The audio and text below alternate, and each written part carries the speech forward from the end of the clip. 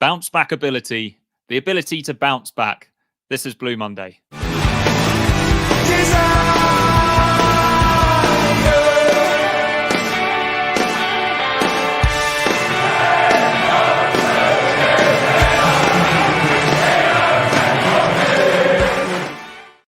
Hello and welcome to the Blue Monday podcast, covering all things Ipswich Town since 2015. My name is Mikey Penty-Smith, and reacting to Ipswich Town 3, Millwall 1 is Seb Brown up in the northwest. Did you enjoy the way that we bounced back tonight, Seb?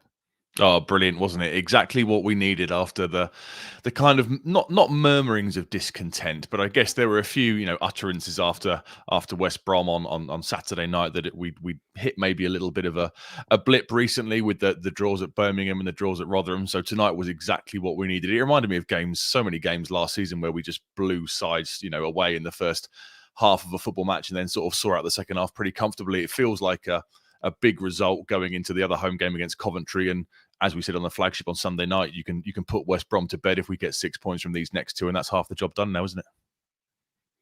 It is indeed. Obviously, this is a live show on our YouTube channel and across social media platforms. So let's say hello to some people that are joining us tonight. Lee was first in. I think before the game had even finished, Lee was saying good evening. Paul says hello. Neil Johnson says, Bart, stop them getting a hiding. Good to see Bartosz Białkowski back at Portman Road, Seb.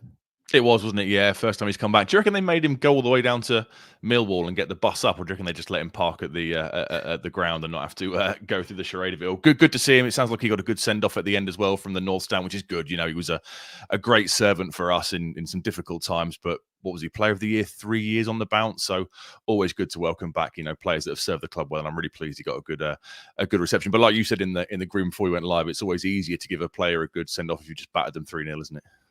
It is indeed. It is.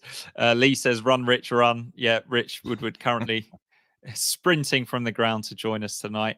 Rob says, "Only one conceded progress." What's your instant reaction to that second half, Seb? Because obviously we were pretty blistering. We were clinical in the first half. Second half, a little bit frustrating at times. We did concede, but we only conceded one. Yeah, and you're never going to keep up that level of performance, aren't you? It's only natural that, at half-time, you're 3-0 up, you've been in complete control of the game. Human tendencies tend to kick in a little bit, and maybe, you kind of not step down a level, but, the percentage levels maybe slightly drop, and that can make the difference. Then you factor in the fact it's a freezing cold evening, quadruple sub made on whenever it was, 65, 68 minutes. All those kind of things come into effect. Frustrating not to keep the clean sheet. The 3-1 scoreline, the mythical 3-1 scoreline that McKenna's never had, came to pass tonight. So frustrating that we couldn't keep the clean sheet. That would have been the perfect night if we'd have got back to those clean sheets that we were so finding so easy, sort of in the back end of last year. But it was we'll talk about their goal. It was a frustrating one to concede, but then we responded quite well. I thought we could have gone and had the two more with the harness effort and the Scarlet effort. So we responded to the goal well, but still frustrating. We can't just keep that shutout either home or away at the moment. Yeah, it is a little bit frustrating, but yeah, like you, I was pleased to see us react pretty well to going from them scoring what turned out to be a consolation goal. We've only mentioned the weather once so far, I think, so we're doing pretty well. Seb, Ben Southgate, though, over in sunny Sydney, says he still finds it funny after 27 years of living here, watching a Town game wearing shorts when it's freezing in Ipswich. Michael Warner's joining us the other side of Australia in Brisbane. Hail and heavy rain overnight, now bright sunshine. Really happy for you, lads. But yeah, Seb and I, obviously, we didn't brave the cold and, more importantly, the motorways tonight, did we, Seb? We watched it in the comfort of our living rooms. Ipswich on Sky Sports becoming a bit of a thing, isn't it? And we just win on Sky, don't we? I know we lost the other night on Sky Sports, but the hoodoo that seemed to be around forever seems to be well and truly put to bed. And the Watford game in 2 weeks' time is the feature match as well, I think, isn't it? So, and then obviously we've got Leeds coming up, Norwich coming up, Leicester coming up. So we're going to be a bit of a regular occurrence for the next month or so. The cameras love us, and it was Gary. You're guaranteed entertainment and goals, aren't you? It's like the Joe Royle era. They probably look at the fixture list and think, where are we going to be guaranteed at least 3 or 4 goals? Oh, let's stick Ipswich on. I was a little bit worried when I saw Keith Andrews was the co-commentator tonight, I must say, because I only associate him with bad times as a player and also a pundit. Be careful what you wish for. era, and he was going into the punditry world. Shall we get into tonight's game then, Seb, and let's take a look at the teams. Do Ipswich first. So obviously Brandon Williams was the headline absentee. Masalawongo came back in. Any real surprises there for you? Axel Tuanzebe back in at centre-back? No, we debated on the flagship. I mean, me and Rich debated for the pre-match show for West Brom. We thought Tuanzebe might come in, given he's quite quick. You know, West Brom had a bit of a pacey threat up front, so no surprise to see him come in. I guess in the next month or so, he'll get the regular starts because he's going to have to partner Wolfenden if Burgess goes away with Australia. So they need to get some minutes into him. Wolfenden wasn't great at West Brom. You know, he was kind of found himself isolated on the ball at times, but I don't know if it was concentration, but he didn't have a great game on Saturday night. So no surprise to see him drop out for Tuanzebe. Harry Clark was the surprise, I guess. Brandon Williams, you assume if he was fit and good to go, he would start again. McKenna came out pre-match, didn't he? Said he's picked up a knock, so hopefully nothing too serious. And a bit like Tuanzebe coming in, I think we all expected Luongo to come back in and just tighten up midfield. You know, Taylor's done well in the couple of appearances before the international break, scored a couple of worldies. But you know, that bond that Luongo and Morsey have in the centre of the park, where they can really control games, you know, they can physically dominate sides. I'm not surprised to see him come back in. And then we debated on the flagship on Sunday. You know, we thought, do you rest Broadhead? Do you rest Chaplin? Does Dane Scarlett deserve a start? Does Harness come in? And in the end, he played all three of them. You know, he played. He kept Hurst up front, Burns on the right, Chaplin in the 10, and Broadhead in the left hand side. And I'm quite grateful that Kieran McKenna knows an awful lot more about football than any of us did on the flagship show when we were debating resting some of them. So yeah, not a surprise to see. And I guess we'll see what comes on Saturday if they can manage 3 games in a week. Yeah, we will. And just on the Millwall team, we were told to look out for Zian Fleming and also Brooke Norton-Cuffy, who actually didn't end up having the best of nights, did he? Very much a flat back 5, wasn't it, for Millwall, Seb? Yeah, very much so in that first half. You know, they made a tactical change at half-time, went to a back 4. But yeah, Cooper dropped out. I think he's played almost every minute of the season so far. Hutchinson came in to get some minutes. I think Edwards, before the game, said it was just a bit of squad rotation to try and boost some minutes. But yeah, it was very much a flat kind of back 5. And we exploited the space kind of in behind those full-backs on multiple occasions in that first, 15, 20 minutes, didn't we? We did, yeah. It was a little bit of a dodgy start, though, wasn't it, Seb? Like we were struggling to keep the ball. Chaplin was trying flicks, Broadhead was trying flicks. Not everything was coming off the first few minutes, and you start to worry after what happened on Saturday. Is this going to be another one of those nights where things just don't fall for us in the attacking third? But then 5 minutes into the game, Seb, we can relax. A lovely goal. A lovely goal. And finally, instead of letting the opposition score early like we have for the last 6 games in a row, we finally take the early breakthrough. And it was, yeah, a really, really nice goal, wasn't it? Great by Burns on the flank, you know, takes his man on, takes, was it Longman, the left wing back kind of playing there for Millwall, takes him onto the byline, lovely kind of drop of the shoulder, turns on the afterburners, gets to the byline, puts the cross in, and then Hurst, this is a superb assist. You know, I know he's not in the side to score goals. This is what he's in the side to do, you know, to create space for others. I didn't realise until pre-match on Sky Sports when they were saying that he's got 4 assists in his last kind of 8 games. So that shows how crucial he's becoming to this team.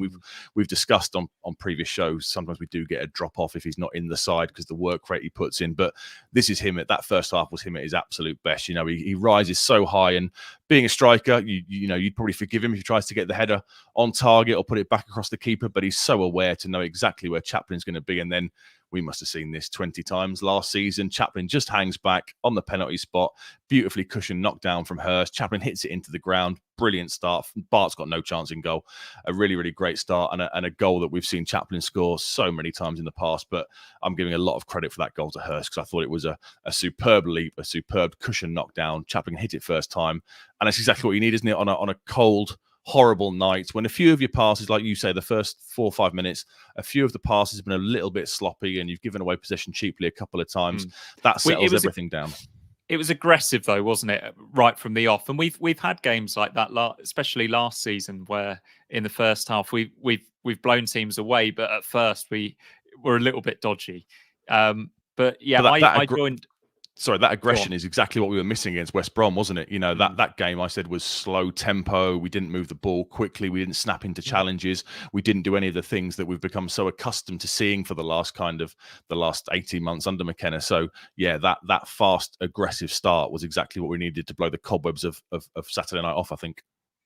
Yeah, Paul Saunders says, had the hallmarks of a training ground goal. Absolutely, it did, didn't it? And reminded me, Seb, of that glorious partnership of James Scowcroft and David Johnson back in the day. high praise indeed. So I'm sure everyone enjoyed the first goal, but I think there's an argument to be made that the goal of the night was the second goal, and it came from the man that came back in midfield, Massimo Luongo, Seb. Yeah, another brilliant goal. It's his driving run that starts it, finds Chaplin on the edge of the D, who kind of spins his man, and then this is what I love. You know, when we're in and around the box, no one's looking to quickly get a shot off. They're still relatively patient in their play and looking to work the better opportunities and the better angles. It's a lovely 1-2 with Hurst, isn't it? Chaplin gets the ball back and then fires it out wide to Burns. I thought Burns was going to drop his shoulder and get a shot off. He hadn't hit the post at that stage, had he? So I thought he might be looking to crack one towards goal. But again, he just pulls it back to Chaplin, who sees Luongo in space right in the centre of the D. Lovely little layoff. Again, we discussed the cushion ball down from Hurst for Chaplin's opener. It's a lovely weighted layoff from Chaplin to Luongo on his left foot. Bart, again, no chance, fires it home. 2-0 up after, 9 minutes, 10 minutes, and then at that point you're in complete control. But yeah, another lovely goal, and the passing in and around the box, I thought tonight was back to our absolute very best. There was no kind of hurried shots trying to get things off quickly, trying to make things happen quickly. It was that patient build that we've become so accustomed to. And yeah, I'd agree. I think I did like the third goal, but I think that was probably the goal of the night, the second one. But I tell you what would have been the goal of the night, Seb, what came 2 minutes after the second goal. Amazing counter-attack. Chaplin with a lovely flick, which doesn't quite come off, but Clark makes a really positive interception, plays the ball to Chaplin. Fantastic ball down the line for Wes Burns to run onto. And he's absolutely loving life down there in that position, isn't he, against that fullback. Absolutely burns him again. Whips in across, which is bit of an awkward height for George Hurst, and Hurst just goes for it first time. He's clearly full of confidence, strikes it really well. The first great save from Bartosz Białkowski of the night. But yeah, we were very nearly enjoying a fantastic goal there from George Hurst. Millwall do sort of grow into the game a little bit from there. We take our foot off the gas a little bit. Hladky makes a save from Norton Cuthby, low down to his left. That was a good save, wasn't it? Because I think that was deflected, wasn't it? That was a good save, I thought, from Hladky to get down to that one. Yeah, it was a decent save. He then makes another one 4 minutes later, but I still feel like we're in control of the game, and Morsey and Luongo are clicking nicely in the middle. But Luongo does get booked in the 25th minute. That's the fourth of the season. I know as the host, I'm the guy that should have these facts to hand, Seb, but do you know what the fourth booking of the season means? Is he in any sort of danger? I put it in our Telegram group because I don't know if it's the 19th game or the 20th game where the 5 booking rule is null and void. If it's the 19th game, it's Saturday, so he's okay. If it's the 20th game, then it's Middlesbrough the following week. And then if he were to get booked in one, if he gets booked on Saturday and the ban isn't until the following one, then yeah, he would miss the Middlesbrough game. I think Brandon Williams is on 4 as well, isn't he? So they're the 2 that maybe are at risk. Someone in the chat, I'm sure, can tell us if I've got that right. If it's Coventry on Saturday, if it's Middlesbrough the following Saturday, that's the cut-off point for that. But I guess plus side, Morsey didn't get booked tonight, so that's another one down given the huge games that are incoming. I mean, Luongo's one, it was a booking, wasn't it? He just pulled the guy back, didn't he? It's always going to be a yellow card, I think. So unfortunate one for him. But then I thought he was pretty disciplined and played the game pretty well on a yellow most of the game, I thought. Yeah, he did. He was a class act tonight, wasn't he? Aaron Springfield says, excluding the first 12 minutes, how was the rest of the game 1-1? You're quite right. Because of Białkowski, yeah. So 27th minute, quick counter attack. Chaplin plays in Burns. Absolutely rocket of a shot there, Seb. Went for the near post because it didn't open up for him. What a shot that was. The power on it smashes back off the post. Great effort, wasn't it? He was really enjoying that first half, wasn't it? The link up between him and Chaplin kind of playing those first time left hand balls into the channel, and Burns had his man on toast from pretty much the when he puts the cross in for the pre-assist, I'll call it, which Rich absolutely loves. The pre-assist for the first goal that he put in. After that, Burns had him on toast every single time. You know, he was just beating his man effortlessly, and that was a great effort off the post. And unlucky not to make it 3-0. So what would that have been? 25 minutes in, I think. That was again a good a good response to their sort of, like you said, they had those couple of shots, and you know there's a chance the game might sort of peter out, but we kind of raised it again after their couple of efforts to end the half really, really strongly. Yeah, and Burns, as you say, is involved again in the 34th minute. It's Chaplin pulling the strings though, gets it over to Burns. Maudsley sort of hits a bit of a cross shot, fires over the bar, and I'm thinking at this stage, well, Burns and Chaplin are so heavily involved. Everything that we're doing well is coming down our right side, despite the fact that Leif Davis had the big up in the pre-match. He's getting on the ball, but most of the big chances we're getting are coming from the right side. I was thinking Broadhead's been a bit quiet. Didn't last for long though, did it?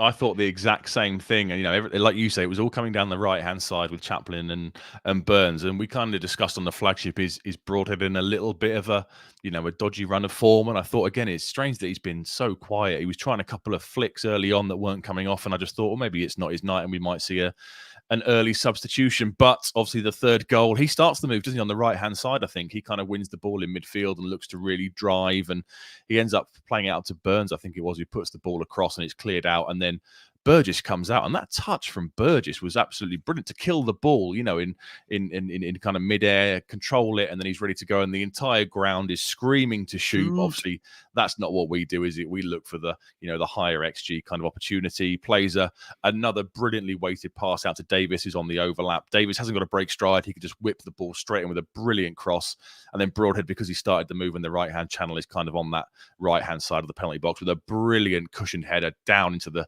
corner of the net. Bart's got no chance again of getting there, and yeah, the absolute icing on the cake, the touch from Burgess to kill it, the weighted pass to Davis, the first time cross in, and the expertly guided header. It was just absolutely brilliant football, wasn't it? It was just pretty, wasn't it? Just a really, really nice cross, perfectly timed run, and just that finish. It's so aesthetically pleasing. Yeah, very much so. A really enjoyable first half. So we go in at half time, 3-0 up. And I joined Benjamin Bloom on his channel for the watch along at half time. And I said, I think that we probably take a boring, disjointed second half if it means that we get the clean sheet. Unfortunately, we know that wasn't to be. George Honeyman comes on. You mentioned the tactical sub before the game. Immediately shows what he's all about. We've got a cynical foul and a little bit of argy-bargy over there in front of the dugout. Seb, there wasn't that much in that though, was there? No, but again, I love it. I remember when I was at Huddersfield away, and I think Hutchinson went down with the penalty shout, and he got manhandled up, and straight away Hurst and Burns kind of flew in to back their man up, and we saw it again tonight. I do love that camaraderie and that team spirit. You know, it was a foul. It was a booking. Wasn't anything too bad. It's just showing that we're not going to be pushed around here, isn't it? Exactly right. That's what that's about. Yeah, if you mess around, if you try and hurt one of our teammates, then straight away you've got people backing you up, and I love that. It's part of the amazing team spirit that we've come to kind of nurture here over the past, whatever it's been, 12 months or so. And yeah, I really love that again, where they kind of fly in and get involved and make it clear that we will not be bullied. You know, if Millwall's tactics at halftime were kind of to go and kick us and kind of reduce the game, then we made it quite clear we weren't going to stand for that at all. Absolutely, there's a slight lag. The YouTube comments are slightly on the drag, to use a Suffolk saying, Seb, just on that third goal. Burgess read that beautifully, Lee says, and he says Burgess is a much better footballer than most realise. Totally agree. You know, when he joined, it was a big game for him tonight, wasn't it, Seb? Sorry, it was. Just to jump in, because obviously Tuan Zabi's come in, and he's the centre back with all the pedigree, isn't he? Could have easily have been Burgess that missed out tonight. It could have been, he's stepped up and played well. he's the one that's going away, isn't he, in a month's time or whatever it's going to be. So potentially it's his position that Tuanzebe is going to fill in. And I guess you want to get that relationship between Wolfenden and Tuanzebe as soon as you can. But he fully deserves it. You know, when we first signed him, I kind of saw him as a kick it, head it, clear it kind of centre back. You know, he played in a back three at Accrington. He was 6'5", whatever he is. I thought he had his limitations. I remember being critical of him in the past, where if you spun him on the halfway line, he could never recover. He was in real trouble. And I'd say he's probably the biggest kind of advocate for Kieran McKenna coaching that I can think of in that side, because the way he's come on in the last 12 months, you know, he got that horrible injury. Was it Wicker? He had to wear the face mask to part last season, in the first 10 games of last season. Then he came back into the side, and with the ball at his feet and those big left field cross switch passes to the flanks, he's developed every part of his game, and he really does deserve that place, because he's been absolutely superb. He's definitely the most improved player since McKenna's joined, and it really shows what McKenna can do on the coaching pitch with him. Yeah, what a guy. Definitely in lots of confidence in his game as well, and that makes a big difference as a defender. And he still, we talk about what a good footballer is, but he still loves the bruising side of the game. He wins headers, doesn't he? He wins tackles, he makes blocks. He's a really enjoyable centre half to watch. Just going to go through some more chances in the second half. 47, Hurst had a really powerful shot just over the bar. Good to see him taking shots from that sort of position when there wasn't really much else on, trying to catch out Bart, wasn't he? 60th minute, Broadhead has a bit of a chance. Chaplin's still finding pockets. He has a shot from distance, tipped over. Then come the substitutes, Seb, on 69 minutes. Where do you stand on there being 4 subs in one? I think it just kills the intensity and kills the momentum. It makes sense to do it because then you can rest your front four, who've put in a hell of a shift at this point before the big game on Saturday at home to Cov. So it does make sense to do it. I'm not a big fan of 4 in 1 hit. I know it doesn't really make any difference at all, but if it was 2 and then 2, 6, 7 minutes later, I just think it kind of maybe keeps the game ticking over a little bit longer. I think when you bring those 4 on, especially when you change the complete front third of your team, the 3 behind and the central striker, you do then naturally see a big drop off, and that's what happened, wasn't it? As soon as those subs came on, the game kind of started to peter out until Millwall got back into it with their goal. Yep, a lot of conversation in the chat at the moment about Rich. Paul Sanders says pray for Rich. Lee says he's definitely stopped off at the BP garage for a Lucasade. He's not as young as he used to be, so cool. He's listening, so I'm sure he won't be too pleased to hear that from you, Seb. Those of you in the chat, please do. If you have any questions for us, please get them in the chat, and I'll read them out once we've got through the rest of the game. 72 minutes, Luongo shot wide after Clark's cross is cut out. That one was really close, wasn't it? Yeah, it was. Yeah, that was a good effort. And again, we kind of saw ourselves. I know I said the game petered out, but we were still creating chances, weren't we? Which was great to see, given how cold it was. The fog. I don't know how it looked on your watch along with Ben, but I thought the fog was starting to get really heavy. And then at times the angle of the camera would change, and it would look absolutely fine again. So I don't know how bad it actually was at pitch level, but there were times it looked like it was going to come down quite heavy and could affect things on the pitch. But I don't know if that was just the Sky tall camera affecting things.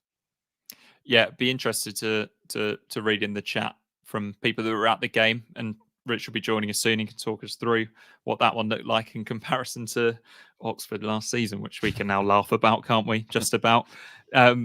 78 minutes is when the Millwall goal came. No clean sheet, tidy finish, but yeah, it wasn't particularly aggressive defending, was it? No, poor defending. I think Davis switched off. I was trying to work out if it was Burgess's man or Davis's man. I mean, it's a good layoff from Nisbet, isn't it? He gets on his bike and then he gets into the box, and Longman puts the cross in, and he just kind of guides it home. You'd be disappointed, wouldn't you, to let the player get the first kind of contact on the ball in that position. You want to offend it aggressively and either make sure you challenge. I know you've got to be careful how you challenge in the box, but make sure you kind of challenging him strongly to put him off. And I just thought Davis maybe switched off, let the guy get ahead of him and steer it home. And I didn't really have any concerns about us, capitulating or anything, because that's not what we do. I just kind of thought that was frustrating, because that would have been the absolute icing on the cake to keep a clean sheet tonight. And it was a bit of a crappy goal to give away. I think someone in our chat I think Martin in our Telegram group said that was Millwall's first touch in our box in the second half, and they scored the goal from it. So that's a frustrating one. We've done all the hard work up until that point, and I thought it was a pretty avoidable goal. Yeah, it was. But yeah, good finish from Nisbet, who must have had cold feet tonight. Like we said before getting into this match action, when we were just speaking generally about this game, when that goal goes in, it's a slight worry and a slight concern that we're going to fall back to what we've been doing recently at home, where we get a little bit nervy and we retreat a little bit. But we were both impressed by the way that we just carried on as if that goal hadn't happened. And in the end, it was us that had the better chances between then and the end of the game. 88th minute, great play from Harness. Scarlett, desperate for him to get a goal, Seb. A really good chance for him there, wasn't it? Good save, though, from Bart, and it comes out. Harness loves that swinging volley shot, doesn't he? Yeah, it was. But Bart is still a fantastic shot stopper, isn't he? Even if he isn't particularly good with the ball at his feet. Yeah, he's not a flag. He's like, we remember him as being a fantastic shot stopper. There was a moment a minute later, wasn't there, when Caden Jackson closes him down. He's never been comfortable with the ball at his feet. It was a lovely bit of skill by Harness, wasn't it, to kind of make the space in the box. And then Scarlett, yeah, you're thinking just fire it into the corner, but Bart sticks out a leg and saves it, and then it rebounds to Harness, and you've got memories of Birmingham away. It's almost the same thing, you know, the dropping volley for the equaliser there. But again, Bart pulls off a big save, and that was good. Like you said, the way we responded to the conceding the goal was encouraging, because we'd obviously, you know, there are times when, you know, you've conceded a crappy goal, it's a cold night, you've made a quadruple sub, are you going to switch off and maybe concede another one, and then you've got a really worrying last 5 or 10 minutes. But the way we took the game back to them was encouraging. Scarlett, I thought, was unlucky. I thought he did okay again when he came on. I was impressed with him at West Brom. He put himself about, had a great effort, which I saw a replay of it the other day, which looked a lot closer than I thought at the time at the Hawthorns on Saturday night. So really pleased for him. He just needs that goal, doesn't he? Yeah, he does need a goal. Yeah, that effort was close on Saturday night and could have made things quite interesting at the end. But I think West Brom showed again tonight that they're a decent side, and this is what you've got to do, isn't it? When I'm sort of joke about the old bounce back ability non-word, but it is about coming off the back of an away defeat like that one that knocks the stuffing out of you. It's all about reacting in that first home game, and it's something that we did really well last season, wasn't it? And it's something that we seem capable of doing this season as well. Yeah, very much so. Like we said on the flagship on Sunday, you know, if you can take 6 points from the 2 coming home games, then you can put West Brom to one side. It doesn't really matter, does it? We will lose games. We'll probably lose a couple more in December, given how the fixture list is with these tough away games we've got coming up. But if we can bounce back quickly, you know, and also what impressed me tonight was, you know, if we'd have won tonight 1-0 with a goal from a set piece, then that's one thing. I thought the way it was a complete opposite to what we saw at the Hawthorns was the most encouraging thing for me. You know, the tempo of the game. Straight out of the gates. Yeah, straight out the gates. Like we saw last season, you know, you're blowing sides away in the first 15, 20 minutes of games. It was everything that Saturday night wasn't. And that's the best thing about this reaction, is they've clearly, you know, they've worked on things for the last few days or so. And to see that bear fruit is really, really encouraging. And it's, you know, like I say, if we can get 3 points at the weekend, then it doesn't matter. We've maintained the 2 points per game in a 3-game week. We're still 7 points clear of Leeds. We've clawed back space on Leicester. We'll discuss the results in a minute. But we're only 1 point off the top of the table now, and yeah, everything suddenly is rosy again, and that West Brom defeat doesn't appear to be anywhere near as bad as it perhaps could have done. Yeah, shall we look at the other results? Let's have a look at the other results. Let's do tonight first. West Brom, another win. Is that Bristol City at the top? I'm guessing it is. It's slightly covered up for me. Coventry, who we face on Saturday, that's 2 wins on the spin for them, finding a little bit of form. Yeah. Going into December. Hull, impressive 4-1 win over Rotherham, who, I don't know, they're very much a home side, aren't they? Middlesbrough, a big 4-0 win for them over Preston. I can't see Preston sticking around in the playoff positions for too much longer. No. I've just realised that we are looking at last night's results. Last night's results. Queen's Park Rangers beat Stoke City 4-2. I think that was their first home win in over a calendar year or something like that. Norwich were 2-0 up against Watford. I didn't realise that they threw that away and ended up losing 3-2. So yeah, let's actually look at tonight's results then. Another defeat for Wayne Rooney at Blackburn. Big 4-2 win for them. Sammy Smodic scoring for fun. Leeds survived an early scare against Swansea. Obviously, Pirro scored. They won 3-1. Seb did not see this one coming at Hillsborough. No. This must Talk be the us through definition what of happened there. a coupon buster. Yeah, if you had an ACCA on tonight's results, and you'd be thinking that was an absolute banker, wouldn't you? Yeah, Leicester 1-0 up and doing okay. And then I think it was Jeff Hendrick in the 93rd minute with an equaliser for Wednesday, which means we are now 1 point behind Leicester at the top of the table. So maybe their blip, I know they beat Watford at the weekend, but maybe their blip is a bit ongoing, which we'd love to see, obviously. Absolutely love to see it. Sunderland beaten at home by Huddersfield, a bit of a shock. That's another there. shock, isn't it? Yeah, I mean, Sunderland, they're better away than they are at home, Sunderland. They're not amazing at home under Mowbray's kind of reign, but again, not as much as Wednesday Leicester, but Sunderland, Huddersfield, that's if that's on your accumulator, that's a shock as well. You know, Huddersfield barely have improved at all since Darren Moore went in there, but that's a really impressive victory for them. Yeah, and the other one there is Southampton winning again, but not particularly convincingly there. Carl Walker-Peters scored the winner for them there against Bristol City. They've just got to stay in touching distance of Leeds and West Brom, haven't they, and keep it kind of interesting. We discussed on Sunday of 3 of the 4 playoff positions pretty much set, and I think the way it's falling with Southampton, Leeds, us, and obviously West Brom is starting to look that way, isn't it? Yeah. Thanks, Aaron, for pointing that out. I was in a little bit of a rush getting those screen grabs together. Please forgive me. I did realise halfway through that I was talking about last night's results, and I got the team at the top wrong as well. It wasn't Bristol City, was it? But yeah, let's get into some more comments. Here's one. Ben Southgate Scarlett to get his first goal against Norwich. That would be the time to do it, wouldn't it, Seb? It'd be nice, but it'll probably have to be the 3rd or 4th because I doubt he'll start. So at that point, if he's coming on, then we'll be out of sight. Thankfully, yeah, it's on the horizon now. It's not close yet. It's not far away now, is it? I mean, Napper's come in, and I think we all expected to see a picture of a Carrow Road corner flag on the Monday morning after he was appointed, and Wagner would be gone. But he stuck with him. He beat QPR. Apparently, it was awful. Threw away a 2-goal lead last night against Watford. So it's interesting. Would he be in the dugout to face McKenna? Hopefully, he is. And then after we've battered him, they can fire him just before Christmas. Got it all laid out. Horse holler at evening, just what the doctor ordered, reminiscent of games against Burton and Forest Green last year. With that dominant, Seb. I suppose we were in the first half.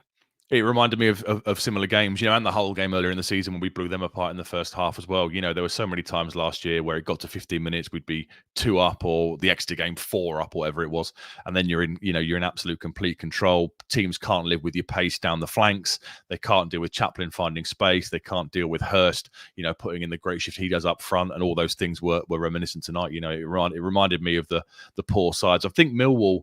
Is it fair to say they were probably the worst side we've played at home so far this season? I thought they were pretty poor. I know they're in transition. I know they're going from this kind of, Gary Rowett, pragmatic kind of manager to a more kind of footballing-based philosophy, and which is hard to do with, without a transfer window or anything. So they are a side in transition, but I wasn't impressed them at all. I thought they were really poor, which is strange because their away form was decent. I think it was 13 points. It's their home form that's been really poor so far this season. So away from home, I had it down for a 1-0 at the start of the night. I thought there wouldn't be many goals in it. I thought it might be a bit of a tight, cagey affair because traditionally they are okay on the road. They just couldn't live with us, could they? We just absolutely blew them to bits. Some of the chanting coming from the away end was a little bit negative as well, wasn't it? No, we had pick fights of any Millwall fans here, Seb, but yeah, we had all the sarcastic thing where we've had a shot and how S must you be, we've just scored a goal, that kind of stuff. I mean, we had a bit of that on Saturday night at the Hawthorns, to be honest with you. There was we've got the ball. It didn't really sit right with me. I mean, this side's given us so many incredible away days over the last 18 months or so that I think you'd have to start giving them sarcastic stuff if they don't turn up one night. So yeah, it's I don't know how happy a home life it is. Gary Rowett kind of left by mutual consent, and I guess they're in this horrible transition period. They've had a few years kind of flirting with the playoffs and finishing just short, finishing in the top 10 on a couple of occasions, but yeah, they didn't sound overly impressed. Did you see Danny Baker's tweets as well? They were quite funny to be to be following. He's obviously a big Millwall fan, and he was saying, Millwall have left tonight's match on medical grounds as a nod to the celebrities falling out of the jungle at the moment. It was quite entertaining reading on his timeline as well. Lovely. It's nice to leave the gallows humour to other fan bases, isn't it? Robert Anderson says, great night at Misty Fortress Portman Road. I imagine that he was there tonight. Aaron Springfield, 1 win in 4 from Leicester now. I think West Brom will make that 1 in 5 this weekend. Big game. Yeah, that is a big game, isn't it? Yeah, it's the lunchtime kickoff on Saturday, isn't it? So that's a really big game because West Brom, we know, are so good at home. I really like Carlos Corberán. I think he's a brilliant manager, and Leicester go there out of form. But it's the Championship. Would you be that surprised if Leicester went there and won 3-0? This is the kind of league where those kind of things can happen. So it's a big game. What's best for us there? Do we want a draw? I assume, sort of, always, or are draws. we not really worried about West Brom, given they're still, what are they now, 10 points behind us? Or I'm always of the mantra, if there's 3 points available and 2 go out into the ether or whatever it is, and that's the best way to do it. So I'll take a draw there. Let's have a look at that league table, shall we? So we've closed the gap on Leicester to just 1 point again. Leeds keeping pace, 7 points behind us. Obviously no games in hand up there now. Southampton still plugging away up in 4th. And West Brom, as you say, 10 points behind us, 11 off the top. But yeah, West Brom very much informed team at the moment, especially compared to us and Leicester. And I think Rich Woodward might have thawed out enough to come and join us now, Seb. So we welcome fresh from the lower Sir Bobby Robson stand, Mr. Rich Woodward. Did you get at all nervy after that Millwall consolation goal, Seb, Rich? No, did you? No, but I just wondered what it was like in the ground. There was like the briefest moment. I think probably the overriding feeling was bollocks, because I think tonight would have been great to have a clean sheet, wouldn't it? After Saturday, after the 6 games in a row of conceding first and sorting out that hoodoo, if that's what it actually was. It'd have been great to keep a clean sheet, but yeah, I thought actually we dealt with it pretty well. I thought we managed the game quite professionally. It's a shame we just didn't add to the 3 goals in the first half, which he absolutely deserved to do. If it's 5-1, 6-1 at that point, it wouldn't have flattered us, but it just it's a bit of an annoyance rather than anything else, Mikey. Yeah, it was just a little bit frustrating. It would have been a nice narrative tonight, wouldn't it, to not only bounce back from the disappointment at Saturday, but also to put to bed the we can see loads of goals in the first half thing. Yeah, I mean, tonight has been excellent. Have we talked about the 3-1? Is it the first 3-1 under McKenna, Seb? Yeah, I've mentioned it. It's the scoreline that can never happen has finally been ticked off. Michael Warner's put £1,000 on it, or $1,000 US dollars on it, because we should all be sharing some of the winnings there, wasn't it? But walking up the road, the BP garage was shut, by the way. I was shocked to see the BP garage shut. Not that I would have walked in there to get a Lucozade anyway. But shuts. But and by the way, all the fog is gone. It's weird. As soon as you walk out of Portman Road, it's a little bit misty, a little bit murky, but nowhere near as bad as it looks partway through the second half, where it was kind of like, this is only going to get worse. We need to get to the 75th minute.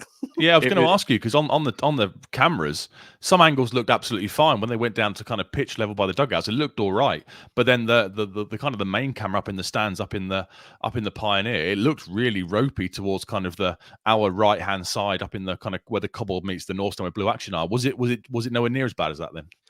I could see the other end of the pitch. There wasn't a point where there was maybe a few minutes in the second half where it was difficult to see the ball in our area, but that aside, it was fine. You could see the advertising boardings. It was, let's say, it was weird, kind of swirled around a little bit, but down in between the Magnus stand and the if it's still called that, and the North stand, it was fine actually. It looked all right. So it was one of those ones where maybe the TV cameras don't make it look good, but I think all of us had Oxford in the back of our minds, didn't we? And good to, I think you made that point, Mikey, good to kind of stick 2 fingers up to that situation as well tonight after that loss, which really shouldn't have been this calendar year with one less. It's like the Man United, it should have been 8-0 rather than 9-0. You're kind of one of those ones where you still, all these years later, a bit mardy about it. But does everything else, the butterfly effect, Rich, does everything that came after happen if that didn't happen and all of True. that? There is a question for you in the chat here, Rich, straight off the bat from Paul Saunders. How was the reception for Bart? He had the match on mute watching Ben's watch along. Seb said it sounded like on the telly that it was a good reception, but what was it like in the ground? Yeah, I'm not going to pretend it was, there wasn't like all four stands rising to acclaim. But the North Stand gave him a really great ovation when he came and took up his position in the second half, and he got a good ovation at full time as well. When you've won the game, I guess it's nice and easy to be magnanimous about these things. But he definitely, before the start of the second half, got a really good reception. And there's a nice photo that I've got of him kind of giving a thumbs up to the North Stand as he walks back to the tunnel. And he didn't have to do that. He'd obviously had a bit of a disappointing night. But yeah, generally good reception. And frankly, he kept the score reasonable, didn't he? Second half, some really good saves, particularly from Scarlett. I think it wasn't Harness. Yeah. So yeah, it was strange to see him, taking up his position. I was, 3 or 4 years of watching the back of Bart in an Ipswich shirt, and to see him come and play for someone else was a little bit strange. So yeah, good reception, good all round. Yeah, we saw the best and worst of Bartosz Białkowski tonight, didn't we? He still pretty much looks like the same goalkeeper that left Portman Road a few years ago. A fantastic shot stopper, just not super comfortable with the ball at his feet. Didn't kick it off the side. Well, I think maybe once or twice. He did once in the first half. But it just shows how great Hladky's doing for us, right? And some really good moments. There's a moment in the first half, which I don't think amounted to much, where Clark was under pressure down in the corner flag in front of the North Stand and could have just pumped it out or kicked it off his man, played it into Bart, he played it back to him under pressure. We played our way out, and it's so great to see that, isn't it? It's a little bit cocky from us, but I just love how these patterns of play that we bemoaned for years and years. Even in defensive phases, we play ourselves out of danger and keep the ball rather than just pumping it into touch, which so many teams at this level do. And it's such great to watch. I've so much admiration for the way that we go about things. Good times. Michael Warner asks, Axel looks fine when we have the ball, but not sure he's any better than Wolfie defending our box. I'm going to disagree with you, Michael. Seb will back me up on this. I was clamouring for Tuanzebe and Burgess before West Brom, actually. I think that's a partnership. And tonight, I think, I don't know whether McKenna stumbled across something there. I mean, easy night in respect of the opposition weren't really at it. A team in transition. I think we played them at the right time. We played a few teams this season, maybe at the right time. But I really like the kind of solidity that you get from them defensively, and bloody Burgess marauding forward for the third goal.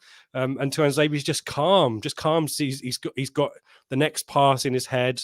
No messing around, all very economical. And what that does is it allows Morsey and Luongo to get on the ball. Whereas on Saturday, I don't know if Seb's talked about this, and I'm sure we all saw it if we watched the game. Wolfenden foot on the ball just slowed us down a little bit too much, a little bit too ponderous. And I think, there's not going to be much in between them in terms of defending, but I just like the solidity of it. And I wonder whether McKenna might keep them in position for Coventry as well. Don't know what people think in that in the chat, or Seb or Mikey, whether you agree with that or not. I was impressed with him. I thought he was solid. I thought he read the game very well. I think he's got a deceptive kind of turn of pace about him. I thought, obviously, we know what the pedigree of him is. He's played Champions League quarterfinals for Man United in against PSG and stuff. So we know if we can get him fit and firing, he's probably the best defender in the squad. I thought he did okay at Rotherham. Was he very vocal tonight? When I was at Rotherham, he was very vocal in his kind of organisation of the back line. Was that something he did tonight as well? Not that I noticed, if I'm honest. Okay. So he's more like Wolfenden then in terms of the laid back character. Maybe at Port, maybe it was just his debut. He wanted to kind of get across the organisational aspect of things. But no, I was impressed. Like we discussed it on last week's pre-match. We kind of both thought he would come in. He will have to get minutes into his legs now, given he's going to be the starting centre back with Burgess heading off to Australia to the Asia Cup in the new year. So yeah, I think maybe like you say, maybe McKenna has stumbled across something, and Wolfenden might have to be a little bit patient now to get his place back. Yep. Yeah, he certainly seems popular in the chat as well. Lee Baylor says Axel was solid tonight. Gary Haseman says Axel was his man of the match. We'll get on to the man of the match in a bit. Axel looks very assured, cut above from David W. we'll allow that typo because I think David's just had to walk back in the cold as well. Yeah, yeah. Another shout from Glenn for Axel man of the match. There you go. Carnivore Nation says much improved, although I think he might just be talking about us in general. Simon Newton says Tuanzebe did one incredible recovery run in the first half. He's rapid. Yeah, a little bit of extra pace he brings as well. Yeah. I'll get everyone in the chat to start getting your man of the matches in, and we'll read out as many as we can. Just a heads up, Mikey. I think it's been tweeted that we've set a new club record of 66 home league goals in the calendar year. So there you go. Connor Chaplin has scored or assisted 23 of them. Tweets the Sportsman. So that's quite a record, isn't it? A lovely record. And I think Connor Chaplin actually that brings us nicely into the fact that he was the official Ipswich man of the match tonight. Yeah, they were absolutely purring about him on Sky. Rich, he's great. He was picking up lovely pockets. It might he's a Hollywood though, isn't he? He's a Hollywood footballer. He is, yeah. Some bits didn't come off. I just thought there were people. Obviously, it's the first goal that he scores, isn't it? You know, tidy standard Chaplin in the goal. You know, it's funny that we talk about how great these goals are. It's standard Chaplin. Yeah, I think a few players maybe, and maybe it's just us here and our conversations in Telegram and on the podcast here, you know, we're hoping to, given McKenna basically didn't tweak a huge amount, a few, you know, one change necessary and one change kind of, I think, sensible in respect of Taylor Luongo. I think we were hoping to see improved performances from Hurst, Broadhead, Chaplin, because they weren't able to contribute for one reason or another on Saturday, and all of them did really. I think Broadhead, maybe the goal made up for maybe a lack of contribution elsewhere, perhaps in comparison to the other two. But yeah, a lot of hard work from Chaplin tonight in particular, and great to see. And I do wonder whether he's a home player rather than an away player, perhaps. But just unbelievable record that stat, isn't it? And yeah, interesting choice. We'll obviously debate the man of the match maybe with the chat. But what did you guys? Were you guys purring as much as? Who was the pundits on Sky, by the way? He was Keith Andrews, was it? It was Keith Andrews. Keith. Yeah. He was the co-commentator alongside Gary Taphouse, who I've, as far as I'm aware, has never commentated on Ipswich before, and he was getting players' names muddled up a little bit to begin with, and he was calling Millwall the Lions a lot, which I'm not really sure that's it's like that Reading name that you can overuse. Do you remember that Reading dance track? They call us the Royals. It's like that, isn't it? Sorry, look it up. If you've not, honestly, if you've not look it up, the Royals song for Reading on YouTube. I've made your evening, even more so after the 3-1. And then weirdly, Matt Holland was in the Sky studio. Obviously, Sky not too worried about their carbon footprint. They've sent Keith Andrews to Portman Road and had Matt Holland go down to Isleworth. And there was a female ex-player pundit. I never saw her name graphic, but I thought she was excellent actually. She mostly did Milwall, with Matt Holland obviously giving his expert insight on Ipswich. I think he pretty much goes to every game, so he's pretty well placed to comment now. Just a little one from Aaron Springfield. Sky Sports showed that XG at 0.42 while we're 3-0 up at around 60 minutes. That makes absolutely no sense. So the reason for that is because the chances that we scored from weren't fantastic chances. I mean, maybe the Chaplin on the penalty spot, isn't he? The first one is, yeah. I think the Luongo one is the ball's falling. Yeah, the Luongo one, he's got to fire it through a crowd a little bit on the edge of the D, and I guess the Broadhead one, he's still got work to do to kind of, you know, guide the header into the bottom corner. So I'm surprised it's not a bit higher than that. I would have think probably just around the 1 mark for me. I don't think 0.42 does seem very low, but yeah, it's just the quality of those chances, isn't it? It depends where you get your XG from, isn't it? It's kind of like you need to shop around, perhaps. Yeah, I think that was the Sky graphic. That should put the graphic be coming from Opta. Yeah. Michael Warner says, I think we miss a fullback to come on to replace Davis in the last 10 minutes when he's out of puff. I think he's basically saying we miss Greg Lee. Well, it would have been Clark, wouldn't it? If Williams is fit on the right-hand side, then Clark would have been the logical substitution to make. But yeah, we just miss Greg Lee seeing those games out, don't we? And defending corners epically at the far post. Bless him. I didn't think Leaf looked out of breath or out of puff or whatever. Switched off for their goal, didn't he? Is it? I was going to ask about that. Yeah. That was one bit I couldn't see, but that was because it was the arse end of the pitch for me. But yeah, I was going to ask. Okay, fair enough. Yeah. Okay, let's get into the man of the match, shall we? Lee says having Matt Hall in the Sky Studio was always a good omen. Definitely felt that Norwich, way. Don't we? Okay. Here we go. Quite a few in here. So we started with Axel Tuanzebe, and Rich, are you going along with Gary? No, let me see what other people have said, and then I'll copy their answers. The ones that I think are good. So we've got a shout for Luongo from A. He's mine. Yeah, Luongo's goal mine. scoring performance, and he was just everywhere, just intercepting the ball constantly, wasn't he? He was back to the Luongo before he looked leggy, wasn't he, towards the end of the last run of games where he just dropped out the side a couple of times and looked a little bit off it. I thought he was back to his marauding best.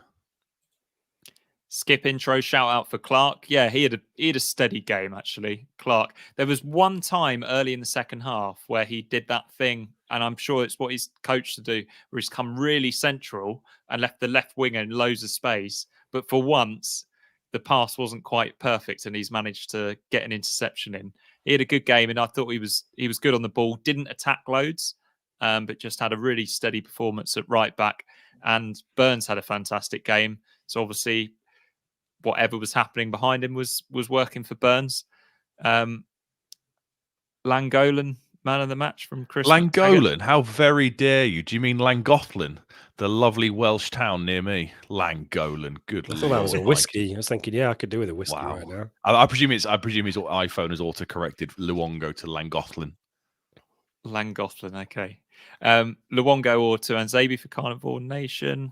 Another shout for Luongo from Jack Saunders. He'd been a little off it in previous performance, but he's huge when he's really on it, and he was definitely on it tonight. Yeah. Horse Hollerer Luongo for me, Tuanzebe close second, then Chaplin. I think Wes Burns is a little bit unfortunate not to be getting many shout outs here, because he basically won us the game in that 15 minutes though. That shot off the post, by the way, was awesome, wasn't it? Yeah, that is one of the hardest shots I think I've ever seen. I felt that, and I was in the North Stand end. Yeah, I've not seen him mentioned. I want to give a shout out for Burgess, assuming he's not culpable for the Millwall goal. We've mentioned Tuanzebe. I know you guys talked about Burgess as I was walking up the road. I just thought he was quite calm and to your point, Mikey, I think is the crossfield diagonals, really helpful and really smart and clever. For the third goal, nosebleed territory for him. It's rare that we see him get into that, that far up the field, and could have done something. Could have fired it into the top tier of the South Stand. Had the clearance of mind to play in Davis. And I thought Burgess had a really good game tonight. But again, I need to see the third goal, the Millwall goal, sorry, to see if he's got if fingers need to be pointed at him. Yeah, I mean, watching it back on replay, Seb, it wasn't pretty, was it? And it was just a little bit passive, like I said earlier. But I think it's one of those that probably looks worse in slow motion. Bit of a football cliche there for you. Yeah, it just seemed to switch off, didn't we? For me, it's Davis seems to switch off. He needs to get across his man and really look to challenge stronger, I think. The goal stems from Caden Jackson choosing not to press his man higher up the pitch. Actually, there's a moment, and I remember thinking this better because it goes down their left, doesn't it? It's a lovely layoff by Nisbet. The goal scorer lays it off. It's a lovely little move, yeah. But there's a moment where Jackson could chase his man down a little bit more and chooses not to, and looks at him, and you kind of think, oh, something better not come of this. And it did. Keep a lookout for that. Adding value from the North Stand here, sorry. Skip intro, can't believe how much space Chappers manages to find in the penalty box game after game. Such a quality player. Absolutely agree with that. And there's a shout for man of the match for Chaplin here from Neil Johnson. Aaron goes for Mass. Lee Bayliss, Chappers and Luongo joint. Skip says he meant Luongo, not Morsey. So it's another. It's a great debate to be having. I think the chat's going for Mass Luongo. There wasn't anyone who stood out of the starting 11 where you'd say didn't have a good game. I'm trying to think. Yeah, I'm pretty. Broadhead maybe still scored a goal. It's still going to get kind of a 7 out of 10 because of that alone maybe didn't contribute as much as we know he can, and there may be mitigating factors behind that. But generally, Mikey, I think everyone merited a good score, and it's great to be able to debate multiple man of the matches, isn't it? Yeah, definitely. And quite a familiar thing to discuss. Very finished problems. Does anyone else get the fear the fog was going to keep? It's gone now. Like you said, Rich, yeah, it's gone, and it maybe looked worse on some of the TV angles. It looked pretty. I've got photos, and we'll change the thumbnail for the show afterwards. But it did look. You won't have seen the angle on the top of the Pioneer stand. Let's call it the Pioneer stand. It was dropping in like dry ice, like we were in a 1980s disco. It was like just dropping in. It was weird. I've never experienced form road like you know that. what? It did it the night that we beat Wigan to go top of the championship in 2004. Seeing the Telegram for that. Remember that? Yeah, it just kept dropping over. But yeah, it's far colder where very finished problems is at the moment. So you can't complain too much, Rich. I hope that you left the heating on when you went out tonight. My brother-in-law and my sister and brother-in-law have the boiler packed up this evening. Can you imagine? It's just that I can heartily recommend British Gas's annual boiler cover. Everyone, just don't take the gamble. Other boiler manufacturers are available as well. Neil Wilmore says that's right. Rich was rolling down over the stand. I assume he means the fog and not you, Rich. Yeah, you weren't that excited tonight, were you? It's a bit rude, isn't it? I know I've put on a bit of weight, but it's winter ballast, But I've walked down the stand. Lovely. Dr. Zach King says no one in the class getting bad scores tonight. I'll give them tomorrow afternoon off early. A teacher as well as a doctor, or is he a lecturer? I'm not sure. Doctor and scholar and a gentleman. So, gents, let's do some plugs now. Rich, I'm wearing my Wear the Sport Shefke Coochie number again. This is much needed tonight, this hoodie. Toasty. Lovely and warm. Nice material, some really nice designs. Please check out Wear the Sport on socials and on their website and get yourself a lovely Christmas gift early. And while you're buying Ipswich Town stuff, why not check out the Blue Monday merch as well? Rich, what's the website for that? So Wear the Sport is wearthesport.com, and if you use the promo Blue Monday, all one word in caps, you get 15% off. I think that runs for the next week or two. Blue Monday ITFC.co.uk is our website where you can find the link to the merch store. You can also find the link to the Telegram group. Continues to go from strength to strength, and I'm sure Matchday Chat will need some curating before I go to bed, and will be shut down in advance of Coventry. What's Coventry, Seb? Go on, you can call it out early. What's Coventry? The Richard Woodward Derby. It's nice to hear you call them Coventry rather than just Cov, Rich. Cov, the Sky Blue Army. Come and join us on Telegram. It's great. Love it. And we'll probably do another roundtable at some point in the next couple of weeks as well. So plenty of stuff there. But all the links for all of the various podcast apps of choice, we've got links there, the YouTube stuff. And we usually have a little bit of a schedule of our shows as well. So Blue Monday, ITFC.co.uk. And Seb, we mentioned Coventry there. When can our viewers and listeners be smartened up on that? We'll be going live. We'll be going live at 8 o'clock on Friday night this time. Not tomorrow night, Friday night, 24 hours later than normal, the night before kickoff. Rich and Seb's happy hour. Richard Woodward's favourite team. Yeah, I don't know anything about them, by the way. This has all been blown out massively out of proportion. Sure. It's just like you're a Wales fan, Wrexham fan, huh? Right, you can expect more of this bickering between Rich and Seb on a Friday night, 8 o'clock. Professionalism is the Coventry home game. Right, let's call it a night, shall we? Rich, you can go and I don't know, run your hands under the hot tap. I'm gonna have a hot drink. I think maybe a whiskey. Great stuff. Thank you everyone for joining us and getting involved in the chat. We'll be back, as Seb said, on Friday. And Sister Act 2 back in the habit, isn't it? Quality performance, possession-based goals, entertainment.